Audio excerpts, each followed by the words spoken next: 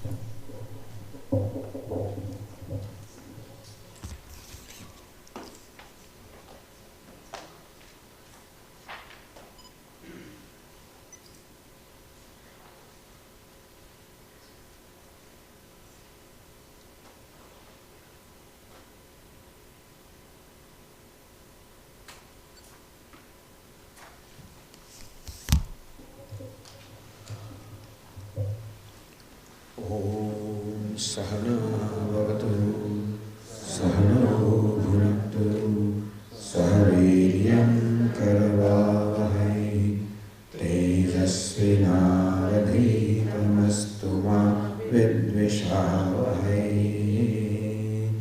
Om Shanti Shanti Shanti.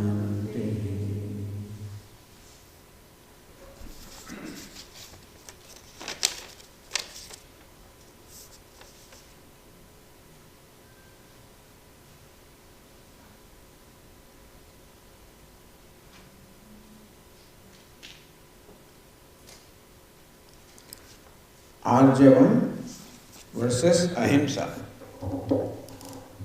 Arjavam is explained as straightforwardness. Ahimsa is non-violence. So the question is, by being straightforward,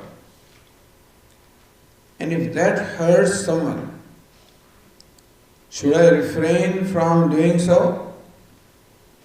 If that is the case, where does Satyam and Arjavam fall?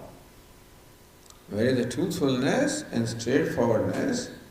If by being truthful and straightforward, if people get hurt, most of the time people get hurt if we pinpoint their mistakes. So Arjavam, straightforwardness, does not mean pinpointing mistakes of others. Satyam or truthfulness also does not mean pinpointing other people's mistakes. Straightforwardness just means that my intention is honest, that my words reflect what my thoughts are, or that my deeds reflect what my words and thoughts are, an alignment between myself, between my thought, word and deed. This is what we call straightforwardness or arjavam.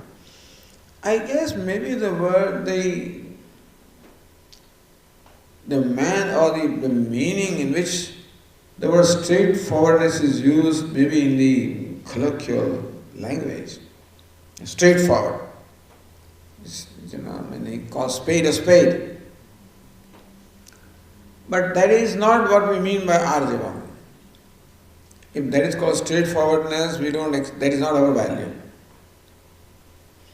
We say Satyam Bruyat, Priyam Bruyat. If you choose to speak, number one, to speak truth is not the value. If you choose to speak, then speaking truth is the value, understand? We are not obliged to speak. Here, whoever asked, when we point out somebody's mistake, why should we point out? Now, there may be a reason to point out the mistakes, let us say, but usually,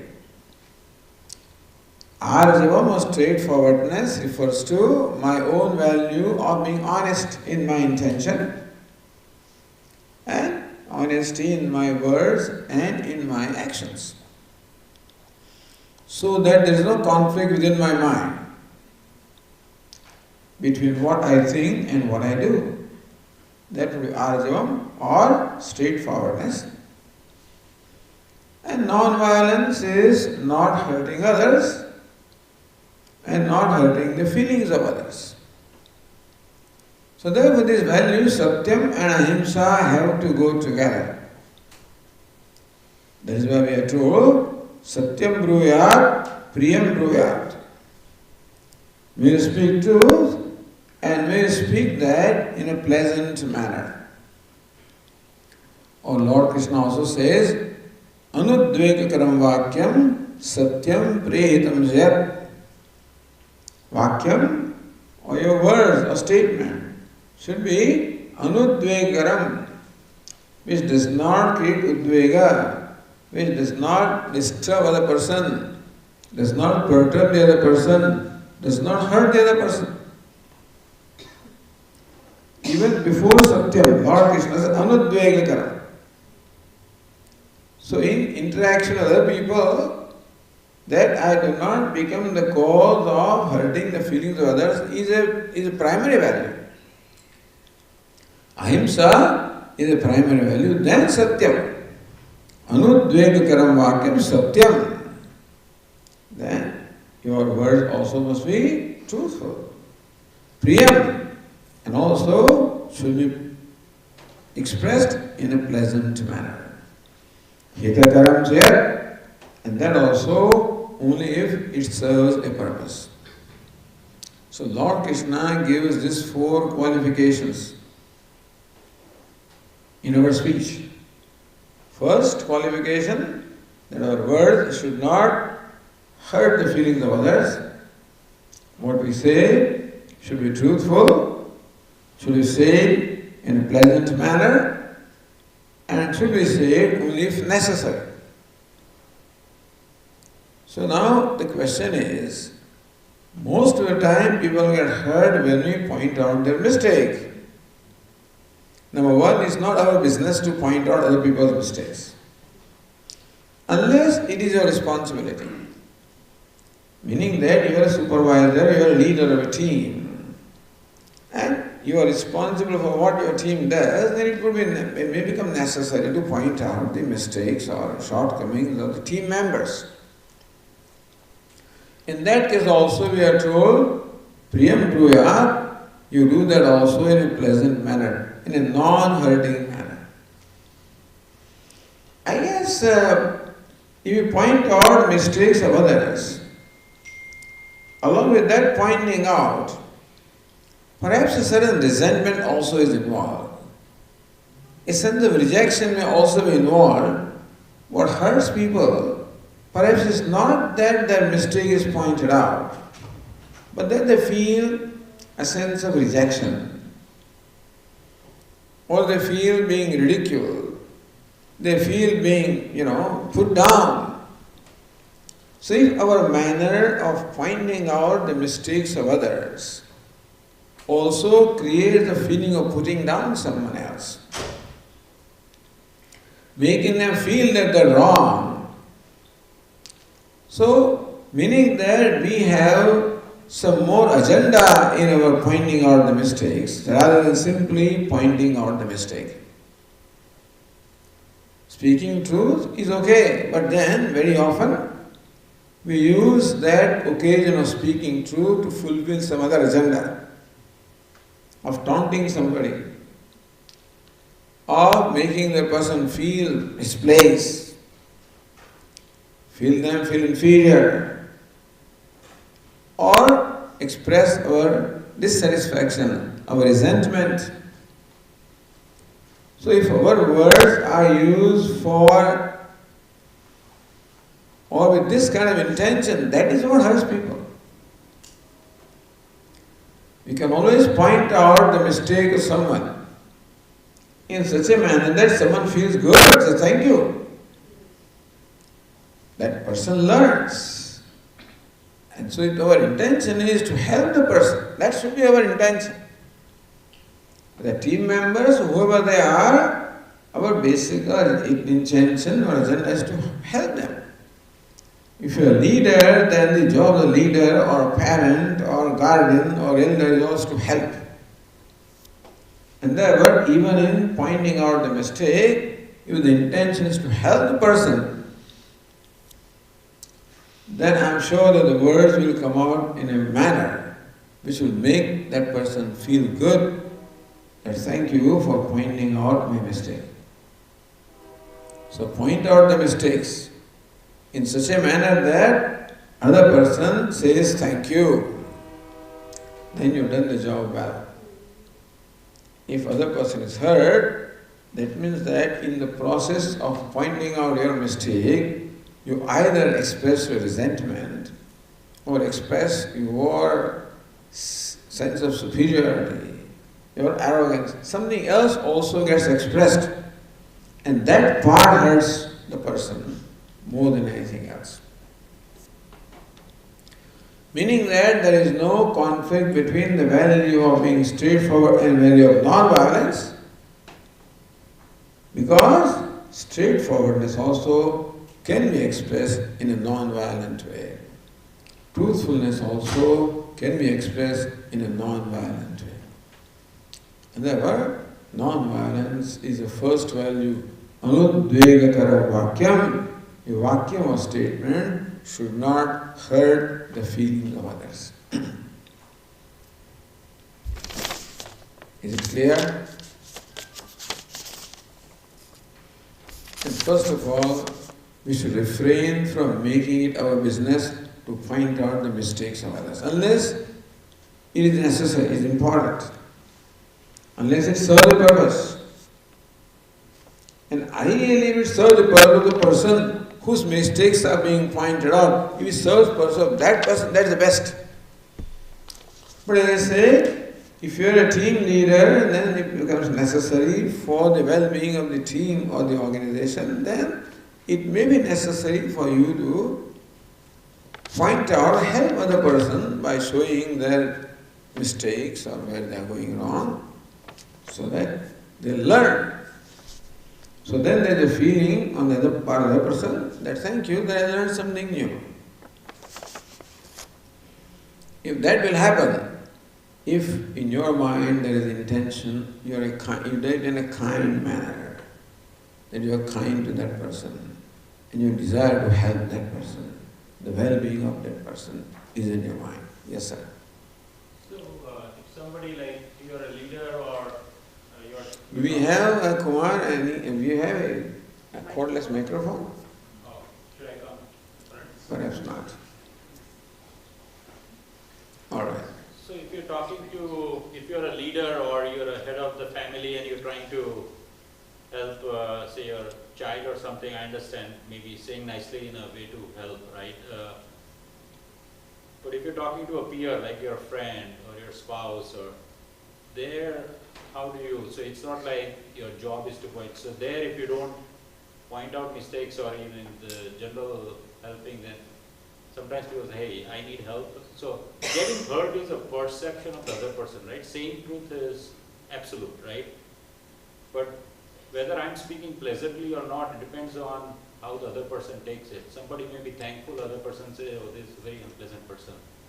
He said this to me, right? So how do you...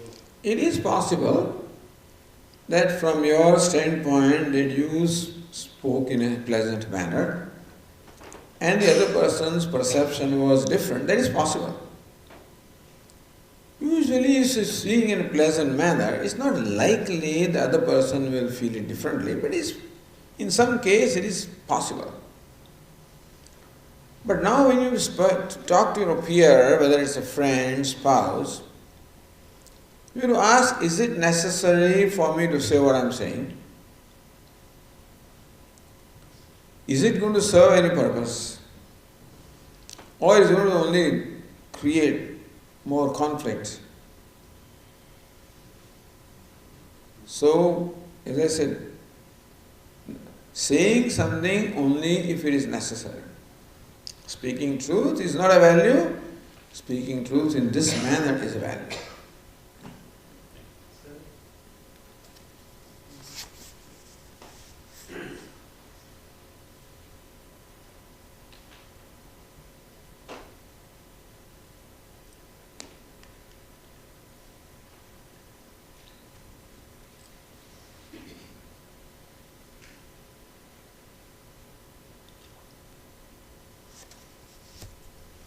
Here's a question where the person wants to know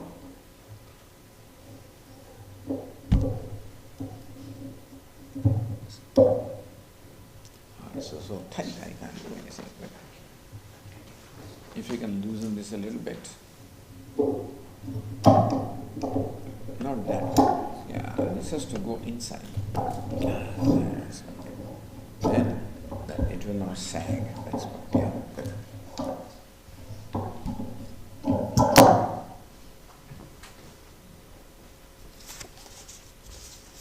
So here, several values or tendencies, the negative or demoniac tendencies are listed.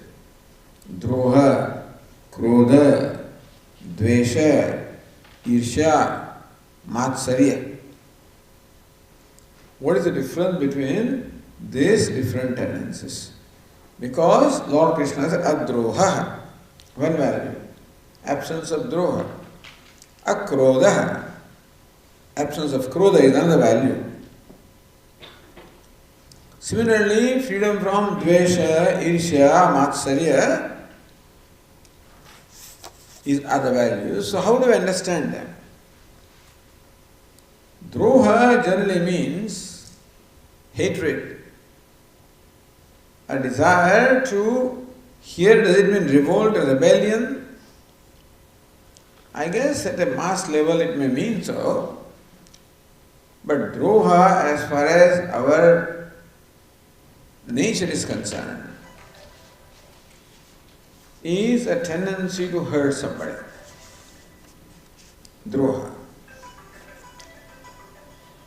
Krodha is anger, and krodha will manifest as droha, which will manifest as violence. Krodha means anger. That anger may build up into droha or hatred, which in turn may manifest into a violent action. So action becomes violent when preceded by droha or desire to hurt somebody, which in turn is usually preceded by krodha or anger. So anger builds up into droha, and droha results into himsa or violence.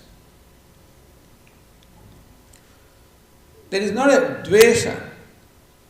Dvesha means aversion for somebody. Now, droha is something which becomes manifest. Dvesha or aversion may very well be in my mind. Raga and dvesha, attachment and aversion, like and dislikes. So dvesha can mean dislike or aversion, which is more a milder feeling, meaning that it becomes intensified then into anger and becomes intensified into droha and then manifests as violence. It is true that krodha is preceded by dvesha, which precedes the droha, which precedes the violent action. Irsha is jealousy. And matsarya also means it's an envy and jealousy. There is not much difference between these two things. So, matsarya and irsha means either jealousy or envy. So, jealousy is matsarya, is what happens when I cannot stand the progress of someone.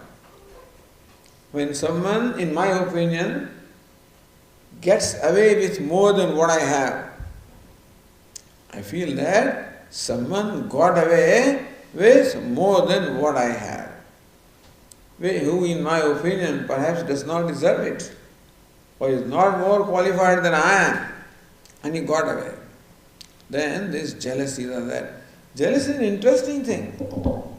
That jealousy always is for the same class of people. Jealousy is for the member of the same class, by the way. I'm never jealous of a Muhammad Ali. I'm not jealous of a Shah Rukh Khan. Not jealous of Trump. Meaning that I'm not jealous of them. If there is some Swami, depending on what is my, notion about myself, that I'm a scholar, then I'm jealous of a scholar. If I'm an engineer, jealous of somebody like that, I will not be jealous of a doctor. Unless I look upon myself as a wealthy person, then I may be jealous of a wealthy person. You see, jealousy is always among the members of the same class. We are not jealous of Mahatma Gandhi or something like that, unless you are trying to practice. So, jealousy is when, in our opinion, somebody has gotten away with more benefit than we did. And therefore, there is a burning in my heart because he passed the exam, he got the job, he got the promotion. And that jealousy also is not for everybody. Not only jealousy is not for members of other class, but jealousy also is not towards someone whom I like, by the way. If my son gets promoted, I don't feel jealous. If my friend gets a good deal, I don't feel jealous. Meaning when there is love, when there is a mindness in there, then when someone progresses, if in some way the I also has a share in that, then I don't feel jealous. It is my friend who did this, my son who did it, my brother who did it. In some way there is also, I also share that gain. In that I also share that joy. In that case, jealousy does not arise.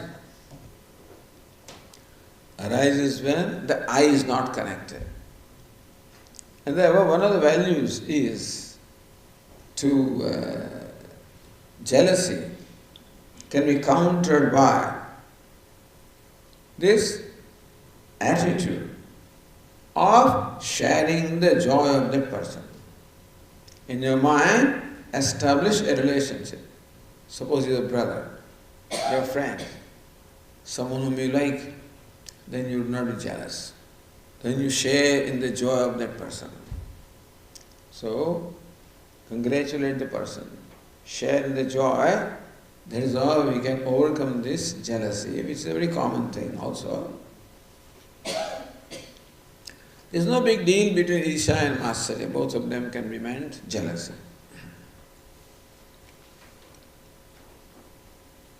So preventing krodha or anger, as we say in the class, is by entertaining the contrary view of compassion. Being large-hearted, being compassionate, sense of kshama, of forgiveness, is what diffuses the anger, is opposed to anger. Because anger arises on account of my intolerance for someone, and kshama requires me large-hearted and accommodate the person. So anger can be diffused by kshama, or forgiveness that arises from a genuine sympathy or a compassion toward the other person.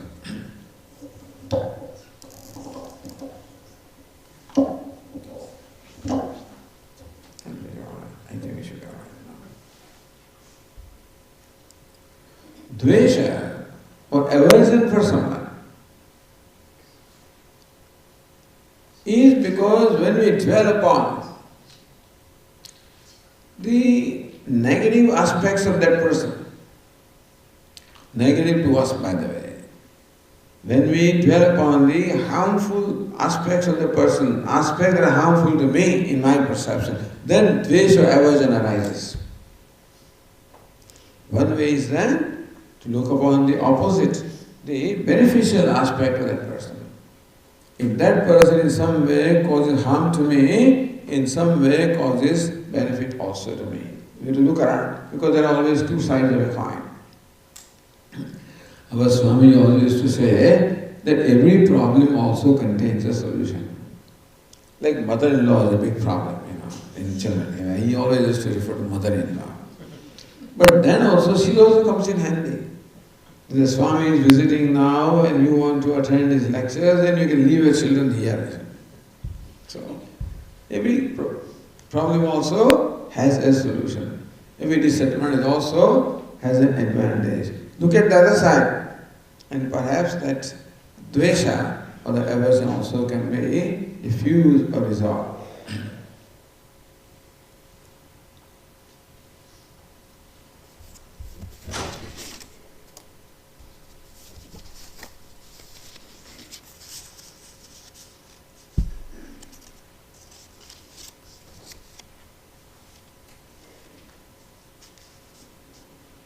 We have constantly heard from the Upanishads that I am Satchit Ananda. I can understand this intellectually, but realization does not happen. Why? In fact, that is the theme of our evening talks. As to what we understand intellectually, the realization has to happen in the mind. The understanding happens in intellect and realization happens in the mind. And that is where the preparation of mind is required. Preparation is called purification of mind or maturity of the mind or cultivating the divine virtues that we are discussing in the evening. So, we have to bring about Shama, Dama, Uparama. That's the reason why Vedanta talks about the qualification of a student. It is true that the word Upanishads are Pramanam, therefore they should create knowledge. When teacher says you are Brahman, that should happen to me.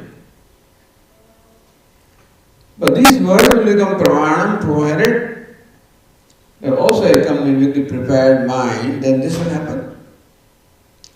Because the word has a power. And the power that the word has is to create a meaning in my mind. Whenever a word is heard, then it flashes the meaning. When I hear the word pot, no problem. Immediately the meaning flashes. Word mango, the meaning flashes. Why is it so? Because the mind has requisite preparation. What they call samskara. The right orientation, samskara's preparation is there in terms of language, in terms of the object, mango or pot. Similarly also, in order for this statement, you are Brahman, to create a flash of meaning in my mind, the mind must have requisite preparation, which Vedanta calls the sadhana chatusha sampatti, viveka vairagya samadhi shataka sampatti. So this is what is the required state of mind for the words to create an impact on the mind. An Upanishad called Shvetashvata Upanishad. In the very last verse, the Rishi says, Yasya deve parabhakti yasa deve tatha guru tasyete kathita hyartha prakashante mahatmana. Yasya deve parabhakti, one who has the supreme devotion for Ishvara or Brahman. Yasa deve tatha guru, and the same level of devotion one who has for the Guru. So this is what the bhakti. So bhakti is presented there as a primary means of knowledge. Where? In this Upanishad. Bhakti, or the unswerving devotion for Ishvara, and a similar unswerving devotion for the Guru. One who has that, tasyete kathita hyartha prakashante mahatmana.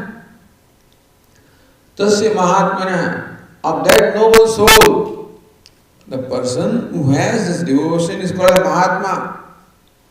The Spirit himself is called a Mahatma who possesses a devotion for the Lord and for teacher. In the mind of such a Mahatma, in a person like that, tasyete kathita yartha prakashante. The artha prakashante. In the mind of that person, the words or the upadesh I have given you, that will reveal, that will shine, that will flash the meaning in the mind of this person. Meaning that for the words to create the meaning, we always require a prepared mind. Normally, in our day-to-day communication, we require a mind prepared for the language. We need some scholars of language. And sometimes also some other background is required, because when we go to physics class and chemistry, language alone is not enough. We require many other things for background of that kind of subject. Here on the other hand, the preparation of the mind that is required is what we call the purification of mind, because the subject matter is I. And I already entertain countless complexes about me, which are all born of ignorance. These complexes have to be resolved, and therefore special preparation of mind is required, where I can objectify my own complexes. I can create a distance between my complexes, my ego and myself. So in order to recognize that this is ego which is mithya or false, I need to create a distance from the ego. In all other pursuits of knowledge, objective knowledge, the ego is the one that knows, and therefore we don't have to worry about or change the ego. You can have all your likes and dislikes and all hatred and anger. You can still be a great physicist or a chemist, a great scientist or whatever. But not a great aspirant of Vedanta. You require a mind that enjoys purity. Where is bhakti? So when bhakti of the devotion is said with the requirement, it means purity of the mind, because as the mind becomes sattvic, then the bhakti manifests.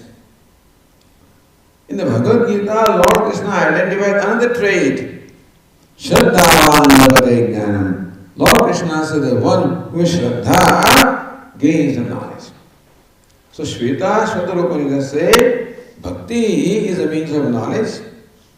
Bhakti towards Ishvara and towards Guru.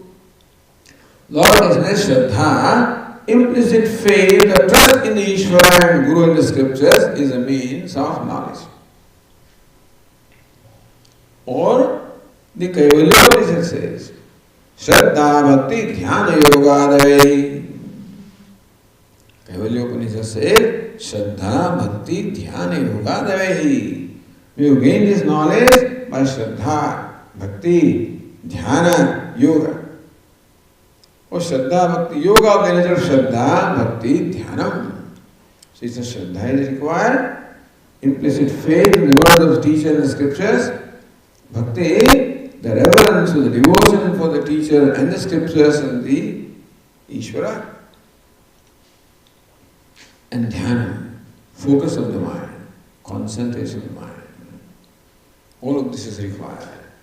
So when the mind has this requisite preparation, then only the teaching there becomes effective. Then what we call realization takes place. And as our mind gets prepared, the realization does take place. It is further and further abidance, further and further clarity, and further and further abidance. What we call is, what we need is the nishtha or abidance in the knowledge. When mind does not have the preparation, that abidance does not happen. Even if knowledge does take place during Shravana, that does not settle down unless the receptacle of the nature of mind has this preparation. And therefore, we have to make both these efforts simultaneously of Shravana as well as cultivating the required mind. Which means that you know that you are Satchidananda, but realization has not taken place because, I should not say not taken place, but realization takes place in the mind. It's called Paroksha Jnana. Intellectual understanding is called Paroksha Jnana. And the realization in the mind is called Aparoksha Jnana. See it as yourself. Understand it as yourself, see it as yourself. The seeing requires this maturity of the mind. And we have to work for it also. And so understand what we are discussing in the evening, cultivating the divine trait is an extremely important sadhana that we have to carry out.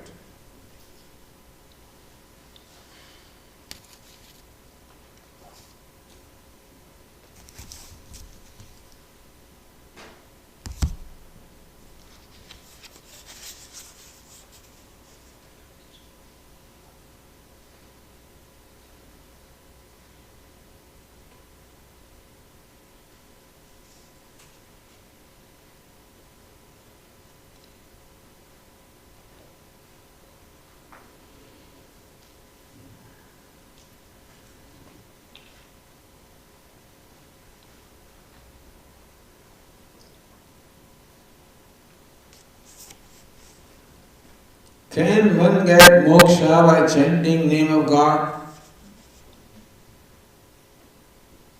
Simply by reciting the name of God, can we gain moksha? Ramayana says, in this Ramcharitmanas, written by Sage Tulsidas, it says, the name of the Lord, Nama, the name of the Lord, is bigger than Lord Himself.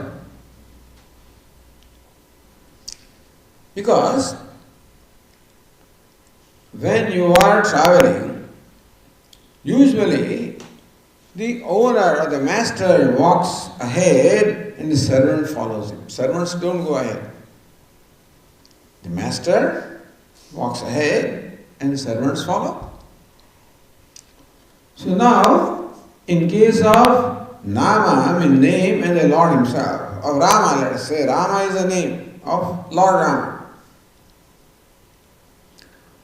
Who comes first?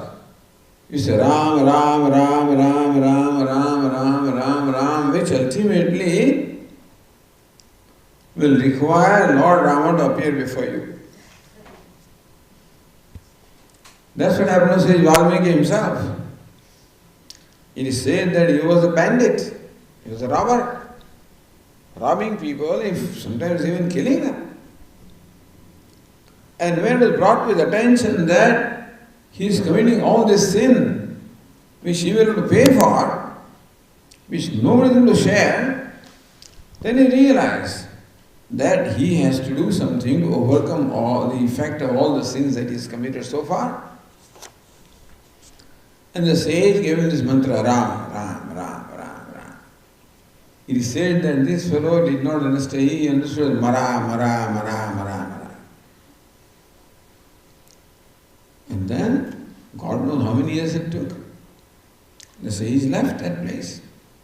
And this fellow just sat down and started chanting the name. God knows how many years it took. After many years, the same sage happened to pass by and was looking around. Where is that fellow whom I initiated in the mantra Rama? Where is he? And he saw an ant hill, a huge hill. From there, this vibration, Rama, Rama, Rama, coming out. He realized that fellow is inside. The ant hill was removed and he was brought out. He was transformed from a robber into a saint. Very famous story. So yes, the saints sing the glories of the name of the Lord. This is the Bhakti Marga. Bhakti is devotion, meaning which is where we totally depend upon the grace of Ishvara. that the knowledge comes by grace of Ishvara. All I need to do is to win His grace, which I do by prayers, by repeating His name. And Lord Krishna says in the Gita that for the devotees of mine who are devoted to me for no other agenda, I light the lamp of knowledge in their heart and remove the darkness of ignorance. In short, knowledge will take place. Moksha will come by knowledge, but then this bhakti becomes a primary means of knowledge. Bhakti or total dedication to Lord, where the repeating His name is nothing but total dedication. Mat karmapit mat paramaha. Lord Krishna says, one who is totally devoted to me, for whom I am the only goal, who wants nothing other than me. Understand, not just name, it's all that accompanies the name. This is what brings about a transformation in the person. Because the name, the nama and the nami, the one who actually stands for that name, are not different. Just as the word and the meaning are not separate from each other, when the word is uttered, the meaning automatically comes. Similarly, Rama is a word and the Lord Rama is the meaning of that word. And as you say, if just simply by uttering Rama, the meaning in terms of realization of Rama does not take place, then you keep on repeating Rama, Rama, Rama, Rama. That slowly brings about the purification of mind, and then that word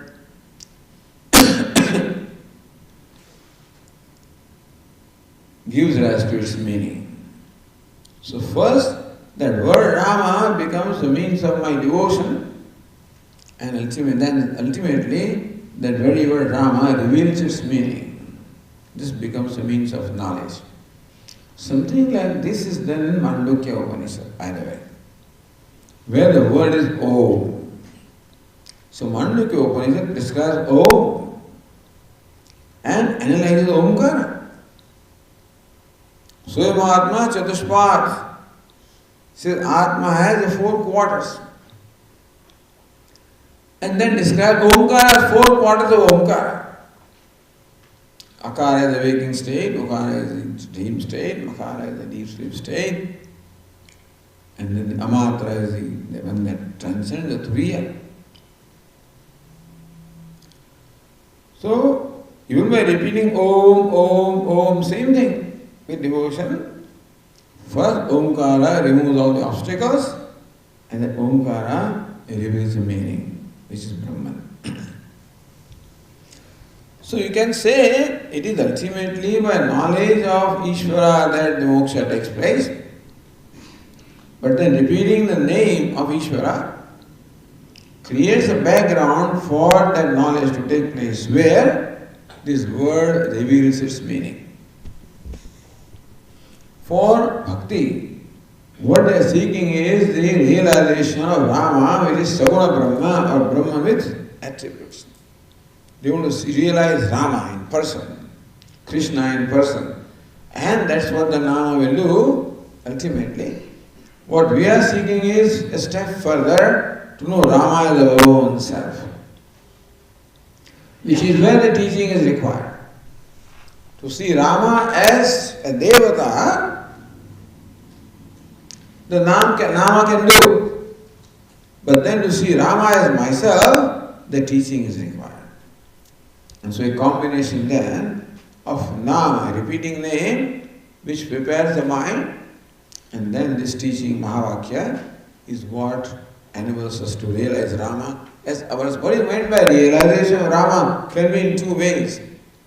Realizing Rama as entity Rama, and realizing Rama as my own self. In Bhakti, it is realization of Rama as the Devata. For Vedanta or knowledge, realizing Rama as my own self. So that moksha will definitely require knowledge.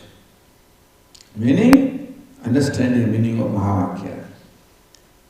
But that background for that understanding gets created by repeating the name of the Lord, which is healing, purifying. Mind gets purified in course of time. It may take a long time, but it will do its job and then create the background for the knowledge of the Mahavakya.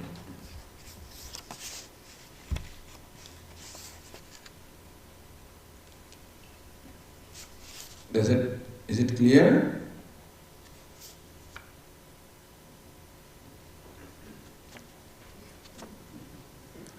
Whose question is it?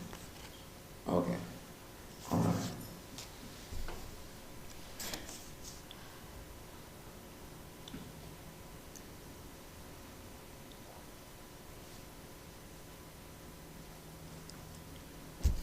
Please explain what is the meaning of mananam and how do we begin mananam and progress.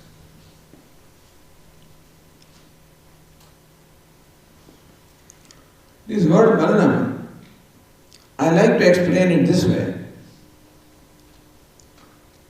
Then the first step is shravanam, listening to the teacher, who explains to us or unfolds the meaning of the statements of Upanishad. And statement is that you are limitless, you are Brahman. This is what the Shravanam does. Mananam is, so what? This is the ultimate. But as we listen to scriptures, we keep on getting new and new insights all along. And to translate that insight into our own life would be called Mananam. What does it mean to me? For example, a discourse was given on what is non-violence. How I should not hurt, how violence can take place by my action, the body, and the speech and the mind, and how I can hurt somebody at the level of body or the emotions, etc., etc. I understand all of that. To be able to interpret that value in a given situation will require mananam. What does non-violence mean in this given situation? You know, interpret it. Because non-violence is not the description of an action.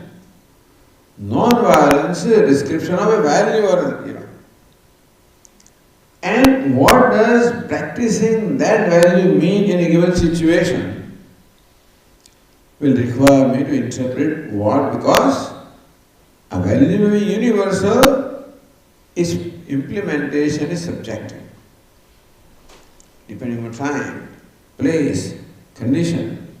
So ability to interpret what truthfulness means here, what non-violence means, what straightforwardness means, that process will take place in my mind. If you have not done that, this question can arise. I am trying to correct the mistakes of people and they will hurt. We have not done the mananam. We have not actually thought about what it means to have, what is ahimsa. So when we understand, more clarity we get, and secondly, the ability to interpret that. And so, what it is that we learn by listening to the teacher. Our next question is, what does it mean to me? The teacher says that may you neutralize raga and dvesha, attachment and aversion. Alright, then next is a given kind of a thought that arises in my mind is called attachment. Or a given kind of thought is called aversion. Now this I have to discover. You follow? I know that I should become free from attachment, but I should know what attachment and aversion is. What does it mean to me? Which thought is called attachment? Which thought is called aversion? What tendency is attachment? What tendency is aversion? That translation has to be done, because then only what I have understood becomes helpful to me. This is manana. and then doing it, practicing it is called nididhyasana. When the time comes, put it into practice. Because a part of my mind doesn't want to put it into practice. There is a resistance from within. There are some other values which resist overcoming those things and alertly putting it. And so, Shravanam, in fact, Mananam takes place even during Shravanam. Not that Mananam has to be a separate process, but it can become a separate process also when I try to understand the teaching. Then I should understand, because the subject matter of Vedantic teaching is I, and therefore what I understand in the classroom should be translated to what it means to me. What does it mean in my life? What does it mean in my interaction? What does it mean in my behavior? What does it mean in my process of thinking? So, gaining that clarity can be called Manana. If that is not there, then simply Shravanam or understanding may not help us if that understanding is not translated into what it means in practical terms. And then I decide what to do. Then we require some inner strength to do it also, to overcome the habitual error of doing other way around. Overcoming habitual error is called nididhyasana. Removing doubts and lack and vagueness is called mananam. And understanding is called Shravana. That is why we have the Gita Vichara group or Vichara group here. It is meant for Manana. So the spirit behind this Gita Vichara group or any Vichara group is that we do Vichara or Manana. And therefore, a good process of making that a beneficial event or experience is when each member of that Vichara group studies beforehand.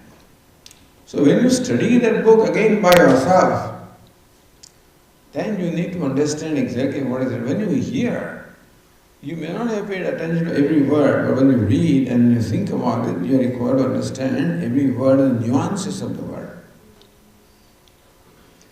And thus, you gain a clarity of understanding. And then when you meet with each other, each one expresses their understanding. And then we also compare it with other people's understanding and see whether I need to change, I need to learn. And that's how that whole process becomes a learning process.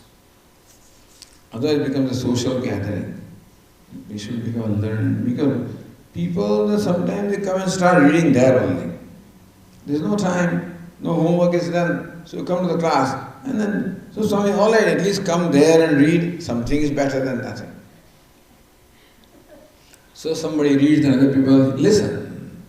All right, something is better than nothing, but reading in itself is not enough because we may not have that kind of sharpness that as we read that we understand. More often than not, we need to do some kind of a reflection in our mind.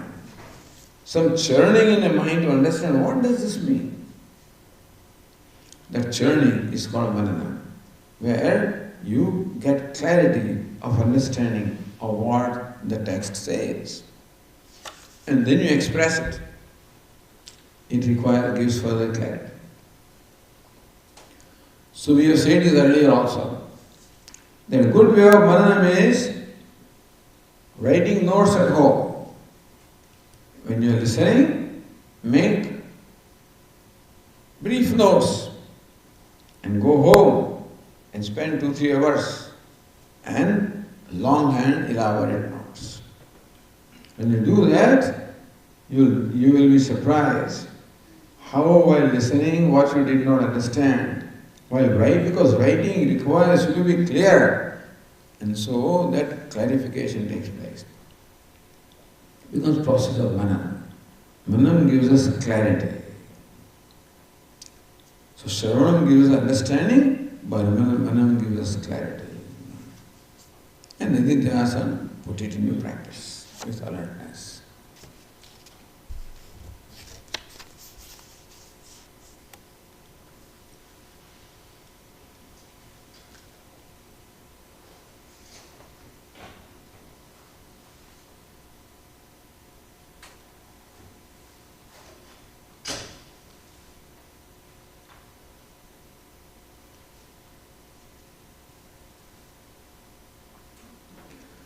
Arjuna did not pardon Duryodhana. He did not display the spirit of Kshama, of forgiving Duryodhana, and fought a war with him. Should we say that Arjuna fell from the Devi to Asuri vrittis? Meaning that when Arjuna fought the battle of Mahabharata, should we say that he displayed this demoniac tendency? If Kshama of forgiveness is a divine tendency, then what Arjuna did is just opposite of Kshama. Is it the demoniac tendency? It can be yes or no. Meaning that it is not a given action that determines whether it is violence or non-violence.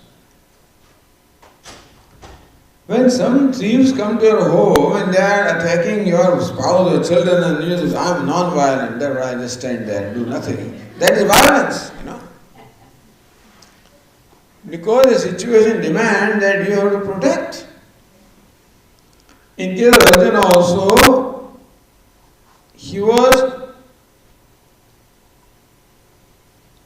his task or duty was to protect dharma. It is not that, ideally speaking, it is not that Arjuna fought with Duryodhana. Arjuna fought with adharma. Duryodhana stands for adharma. And if that is, it goes unchecked, then adharma alone is spread in the society.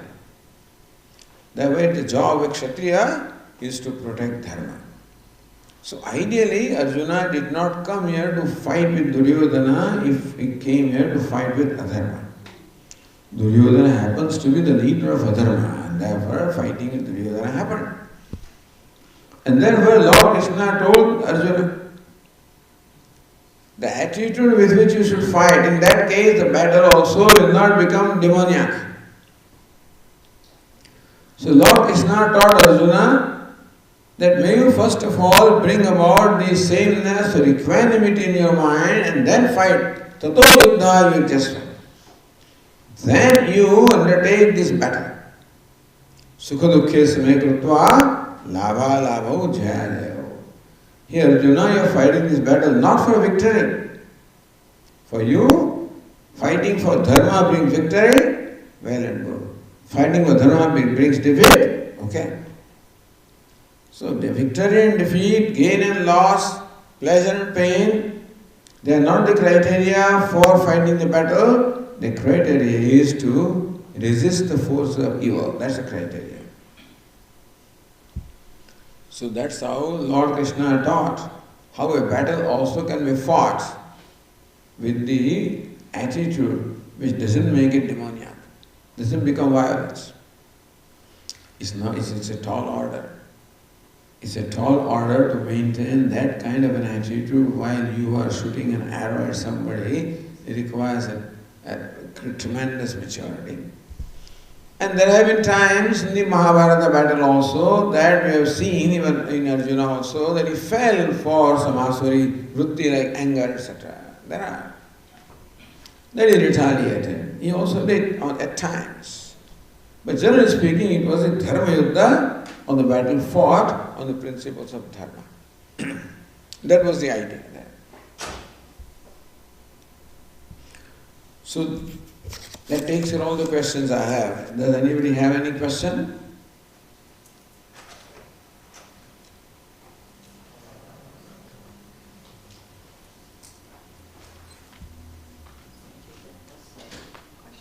You had a question? Folded papers. There's no more papers. Let me show. Just folded white papers. Folded? Oh yeah, this one, okay. Yeah. The two, Yes, right.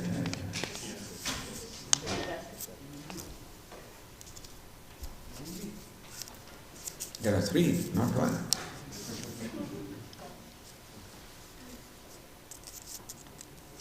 If you have time. Sure.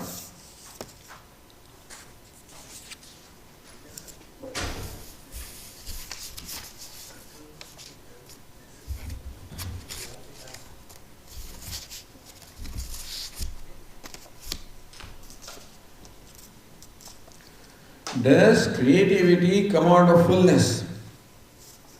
Does creativity come out of fullness?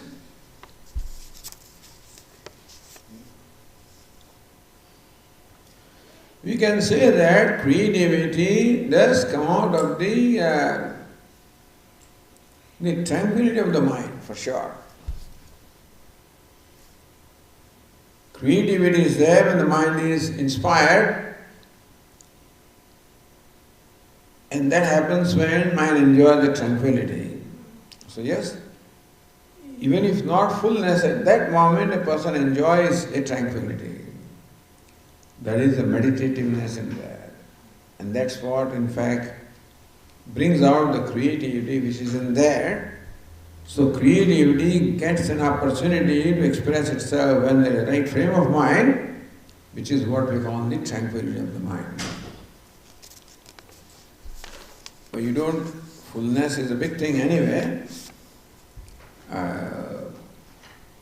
But you enjoy the state of mind when the mind is tranquil and when there is free from agenda, put it this way. In a way, creativity also is when you don't have any particular demand, a particular conclusion, a particular agenda. When mind becomes free from agenda, that is when the creativity is most likely to come out.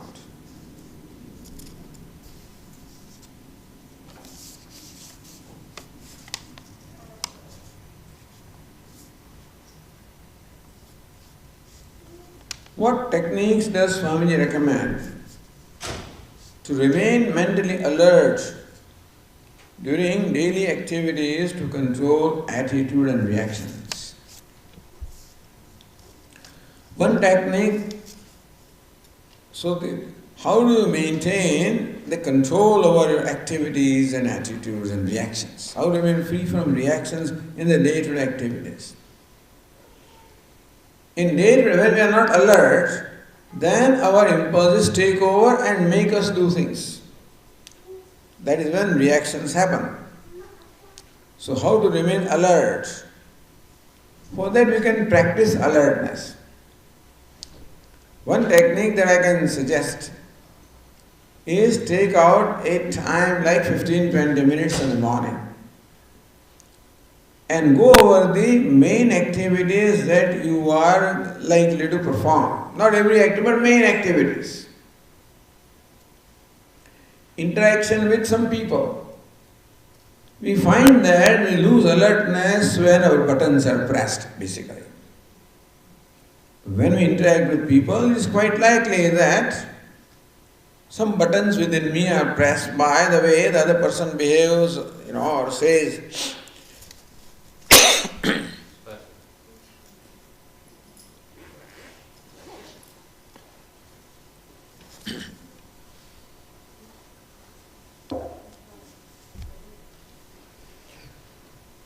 So, if I find that I have a pattern, we should see a pattern in ourselves as to when we find ourselves losing control over ourselves. Who are the people who have the uncanny knack of pressing buttons in me? Or what are the situations or events that are able to overpower me? Usually there will be a pattern. Meaning that same thing keeps on happening every day, more or less. Same fellow we keep fighting with them, same fellow conflicts are there, same situation rise and react. So, it is likely that about 75% of the times when I react, there is a pattern which repeats itself. So, I take out time and one by one I look at the possible happenings and possibility of my reacting because of the pattern. And then I educate the mind what to do in that situation. When the mind gets overcome by some impulse and reaction in a certain way, then I educate So it is easier for me to educate the mind when I'm free from the excitement of the event. Then I can be objective about the event and I can make the mind see what the objectivity is and train the mind. Do it just 2, 3, 4, not every moment. Let us start with the moments where I find myself losing control of myself. Where my behavior becomes reactive and damaging. Let us start with that. Before every moment, let us take a few moments which are important. A few persons, a few events, a few likely episodes. In the morning, I visualize those 2, 3, 4, 5 things in my mind, visualize them happening there and train my mind as to how to act when such a thing happens. How to maintain compassion, how to maintain forgiveness, how to maintain large-heartedness, maintain spirit of charity, how to do that. I lose that when I'm not alert. I practice that when I'm away from the actual event. Then when the actual event comes, the mind may likely remember what I have told. Or may not remember. In the evening, again I take another 15 minutes and review those important events and review my performance. And again educate the mind, this is what I told you to do, this is what you did. Now again, next time it happens, do it this way. Second time, third time, the mind is like the tail of a dog, and you try to straighten it, it becomes bent again. And so it may not be easy to change the habits of the mind. But then, by repeatedly doing this, we create a new habit in the mind. Now, if the old habits are deeply rooted, we have to do this again and again and again to create an equally strong habit. Therefore, alertness is created by practicing alertness when I am away from the event. When I make my mind, educate my mind and train the mind to behave in a particular manner which is in keeping with my values, and do it day in and day out, day in and day out. That's how we cultivate alertness. Of course, pranayama is a way of cultivating alertness. Yogasana also is a way of cultivating alertness. Japa also is a way of cultivating alertness. Japa is a very effective way of cultivating alertness. Because japa enables me to practice. When the mind gets distracted, I find it distracted, I bring it back to japa. Become distracted, I bring it back. So that also the technique of practicing alertness. But what I say is, in fact, visualizing actual possible events and determining the strategy when I'm away from that situation and trying to put that strategy in practice and training the mind to do that.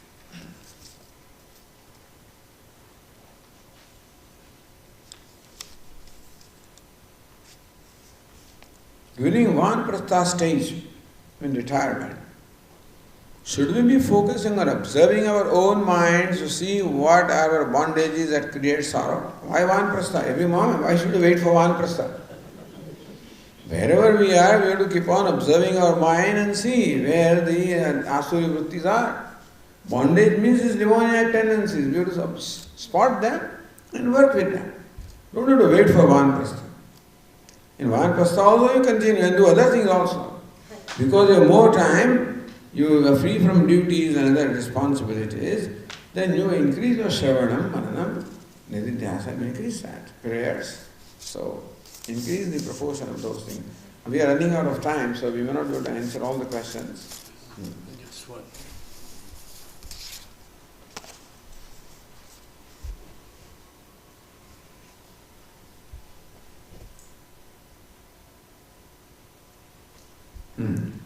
How to prevent impulsive behavior guided by the demoniac values so that intellect or mind can stop you before damage is done? Yes, we just talked about it. By training the mind, by actually, I don't know what word you can use, but visualizing that event in the mind. When I'm away from that event, And then making the mind see what exactly you should do. That's called Abhinaya. Actually making the mind behave in a certain way at that time. So it will require a lot of practice to change our habitual patterns, but habitual patterns can be changed in this manner, by deliberately creating new habits.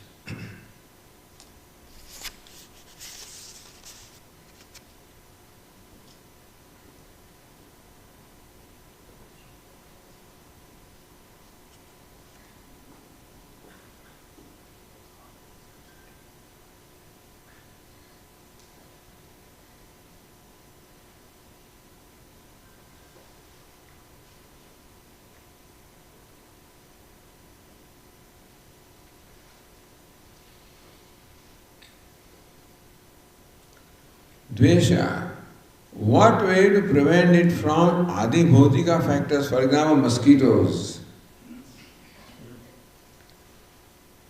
As in The story, that Vijay Kapurji's story of Swamiji's disturbance. by the loud voice of I guess the story that I refer to is that it seems that one Swamiji, sadhu came to Puja Swamiji in Rishikesh and requested Swamiji to please show him a quiet place where he can sit and meditate. And Swamiji arranged for this sadhu in the Vasishtha Guha, where there is a temple where the bhiksha is given and you go and meditate there, no disturbance. But he came back and said that the Ganga flows so violently there, makes a lot of noise. So then Swamiji arranged for him in Uttarakashi, where the place away from the stream of Ganga, where you will not be disturbed by the noise.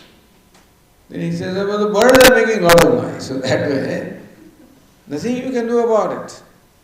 You can't prevent the Ganga from making roaring sound, you can't prevent birds from chirping, you cannot change the world. So either you choose a place which is free from these disturbances, or do not react to them. Give them the freedom. Let Ganga have the freedom to roar. Let birds have freedom to chirp. And maybe better things to enjoy what's going on. If you do, whether a given thing is disturbance or not, understand is my own perception. For someone it is disturbance, for a Beethoven, all the chirping the birds created some symphony, creativity. So who knows? But that I have strong views on how things should be, and when they are not that way, then I call it, I hate it, or that is because of my own demands. So mosquitoes, etc. are again realities, and you choose a place free from mosquito or sit in a mosquito net or something like that. Those things may require practical solutions. There's nothing, you can't change mosquitoes. You can't change yourself also. Meaning that you can't change mosquito, that also is accepted. So stay away from there by confining yourself in a mosquito net, that's all you do. Normally we put people in prison, the mosquito puts us in a prison, but that's what it is.